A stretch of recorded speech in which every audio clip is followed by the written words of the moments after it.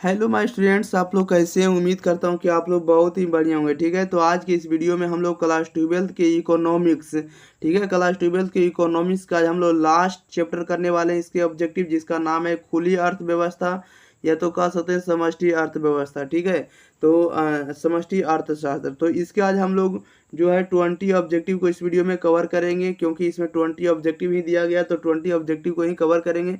और ये जो रहने वाला चैप्टर लास्ट होने वाला है, तो आप लोगों का जो है इसका प्लेलिस्ट आपको मिल जाएगा। ठीक है, वहाँ से आप लोग जाकर इस सीरियल बाय आप लोग जाकर देख लीजिएगा। अगर आप लोग 1 से लेकर 12 तक देख लेते हैं तो इकोनॉमिक्स से आने वाला ऑब्जेक्टिव आपको एग्जाम में आप लोग 100% बना कर आइएगा, और एग्जाम में आपको यहीं से ऑब्जेक्टिव पूछा जाएगा। ठीक है, आपको कहीं दूसरी जगह जाने की कोई आवश्यकता नहीं, सिर्फ आपको यहाँ से बने रहना है क्लास 12 के इकोनॉमिक्स के लिए।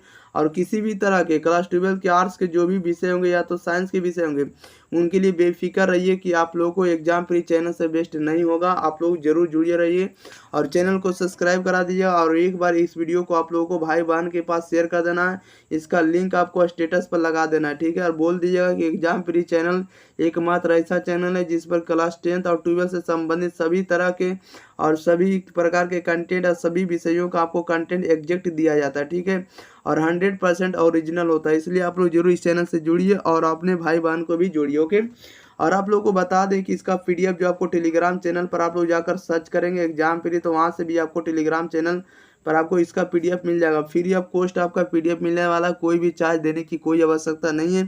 और साथ ही हम बात करें कि आपको जो है 5 से 10 सेकंड के अंदर आप लोग को आंसर बताते चलना है। ठीक है, तो चलिए तो हम लोग स्टार्ट करते हैं, ज़्यादा विलम्ब ना करेंगे।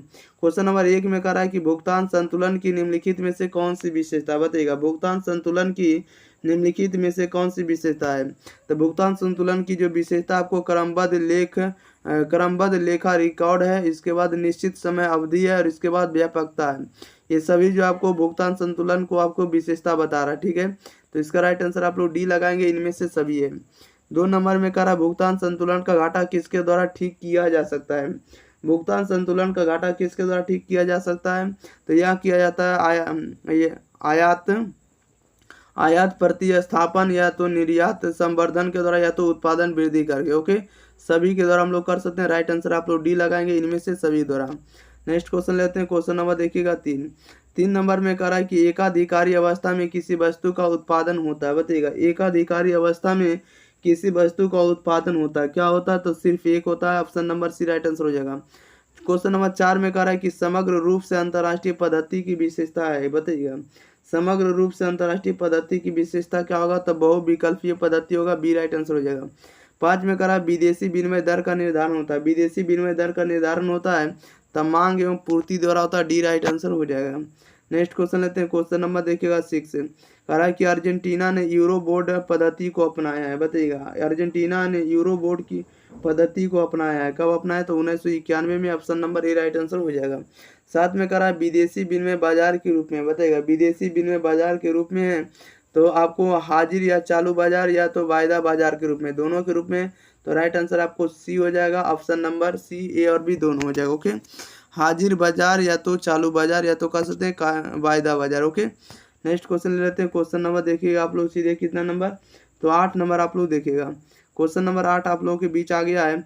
8 नंबर में कह रहा है भुगतान शेष का चालू खाता डैश वास्तविक सौदों को दर्शाता है। बताइएगा, भुगतान शेष का चालू खाता डैश वास्तविक सौदों को दर्शाता है। तो दीर्घकालीन वास्तविक, इसको फिर से पढ़िएगा। तो भुगतान शेष का चालू खाता दीर्घकालीन वास्तविक सौदों को दर्शाता है, option number B right answer हो जाएगा। 9 में कह रहा है कि अनुकूल भुगतान संतुलन विनिमय दर में कमी लाता है। तो यह कमी लाता है, सही बात है, राइट आंसर हो जाएगा बी। 10 में कह रहा है कि कुछ देश अपनी मुद्राओं को जोड़ते हैं। कुछ देश जो होता है अपनी मुद्राओं को जोड़ते हैं, तो डॉलर से, option number D right answer हो जाएगा। नेक्स्ट क्वेश्चन लेते हैं, क्वेश्चन नंबर देखेगा 11 में कह रहा है कि भुगतान शेष की संरचना में कौन सा खाता शामिल होता है। बताइएगा, भुगतान शेष की संरचना में कौन सा खाता शामिल होता है। तो चालू खाता होता है, पूंजी खाता होता है, चालू दोनों होता है। राइट आंसर ऑप्शन नंबर इसका सी हो जाएगा, ए और बी दोनों होगा। क्वेश्चन नंबर देखिएगा 12, कह रहा है कि यूरोपियन मुद्रा संघ का गठन किया गया। यूरोपियन मुद्रा संघ का गठन किया गया तो जनवरी 1999 में, ए राइट आंसर हो जाएगा। 13 में कह रहा विदेशी विनिमय की मांग के प्रमुख स्रोत क्या है बताइएगा, विनिमय। कह रहा है विदेशी विनिमय की मांग के प्रमुख स्रोत क्या है, तो आपको विदेश में निवेश करना है, विदेशी वस्तुओं का आयात है, या तो पर्यटन है, सभी है। राइट आंसर आपका डी हो जाएगा, इनमें से सभी। नेक्स्ट क्वेश्चन लेते हैं, क्वेश्चन नंबर 14। 14 नंबर में कह रहा है यूरोप के देशों की सामान्य मुद्रा क्या बताइएगा। यूरोप कह रहा है कि यूरोप के देशों की सामान्य मुद्रा क्या है, तो यूरो है, option number C right answer हो जाएगा। 15 में कह रहा है एक देश का शेष विश्व के साथ निश्चित समावधि में किए गए समस्त आर्थिक लेन देन का विस्तृत ब्यौरा है, तो विस्तृत ब्यौरा किसे होता है, तो भुगतान संतुलन से होता है, बी राइट आंसर हो जाएगा। नेक्स्ट क्वेश्चन लेते हैं, क्वेश्चन नंबर देखिएगा 16 नंबर में कह रहा है कि विनिमय दर का अर्थ है। विनिमय दर का अर्थ क्या होता है, तो विनिमय दर का जो अर्थ होता है एक विदेशी मुद्रा के लिए कितनी देशी मुद्रा देनी होगी, या तो एक विदेशी मुद्रा के लिए कितनी दूसरी विदेशी मुद्रा बनी होगी, या तो विदेशी मुद्रा की खरीदी बिक्री दर होना चाहिए। ओके, सभी है कथन सत्य, ऑप्शन नंबर इसका डी राइट आंसर हो जाएगा, इनमें से सही कथन है आपको विनिमय दर के अर्थ में। ओके, क्वेश्चन नंबर 17 में कह रहा है निम्न में से भुगतान शेष की परिभाषा किसने दी है, तो भुगतान शेष की परिभाषा किसने दी है, तो बेनहम ने दी है, option number B right answer हो जाएगा। ओके, बेनहम। नेक्स्ट क्वेश्चन लेते हैं, क्वेश्चन नंबर देखिएगा 18 नंबर में देखिए क्या कह रहा है। 18 नंबर में कह रहा है कि भुगतान शेष के अंतर्गत निम्न में कौन सी मदें सम्मिलित हैं, राइट आंसर हो जाएगा, ऑप्शन नंबर इसका डी हो जाएगा। ओके, सही जवाब दृश्य मदें सम्मिलित है, अदृश्य मदें सम्मिलित है, पूंजी अंतरण सम्मिलित है। ओके, डी राइट आंसर लगाइएगा। 19 में कह रहा है कि भुगतान संतुलन में असंतुलन का निम्न में से कौन आर्थिक कारण है बताइएगा। भुगतान संतुलन में असंतुलन का निम्न में से कौन आर्थिक कारण है, तो right answer option number C हो जाएगा, व्यापार चक्र है। ओके, क्वेश्चन नंबर देखिएगा 20 नंबर में देखिए क्या कह रहा है भुगतान संतुलन के दृश्य मदों के अंतर्गत किसे सम्मिलित किया जाता है, तो राइट आंसर बताइएगा क्या हो जाएगा। भुगतान संतुलन के दृश्य मदों को अंतर्गत किसे सम्मिलित किया जाता है, तो सम्मिलित किया था मशीन को, कपड़ा को, सीमेंट को, सभी को सम्मिलित किया था। Right answer option number D हो जाएगा, इनमें से सभी को। ओके, चलिए तो इस वीडियो में जितना भी ऑब्जेक्टिव था सभी के सभी ऑब्जेक्टिव को हम आपको कंप्लीट कर दिए, ठीक है। तो अगर आप लोग इस चैनल से नहीं जुड़े हैं तो चैनल से जुड़ जाइए जल्दी से जल्दी।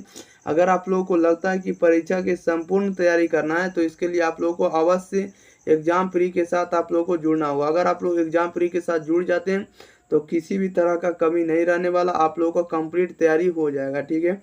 और आप लोग एक बार वीडियो को जरूर शेयर करिएगा, जो भी 2025 में एग्जाम देना चाहते हैं, आपके भाई बहन होंगे तो उनके पास जरूर वीडियो को शेयर कर दीजिएगा, ठीक है। व्हाट्सएप पर आप लोग स्टेटस लगा दीजिएगा, फेसबुक पर लगा दीजिएगा, और उनको बोल दीजिएगा कि इस चैनल पर आपको कंटेंट बेहतरीन आ रहा है, एकदम आपको ओरिजिनल आ रहा है। इसलिए आप लोग इस चैनल से जरूर जुड़कर कंप्लीट तैयारी करिए, जो कि 2025 में आपको कारागार या तो कामगार साबित होने वाला। ओके, ये रामबार आपको ये वीडियो आपको साबित होने वाला। ओके, तो मिलते हैं हम लोग अगले वीडियो साथ, तब तक लिए thank you for watching this video, धन्यवाद।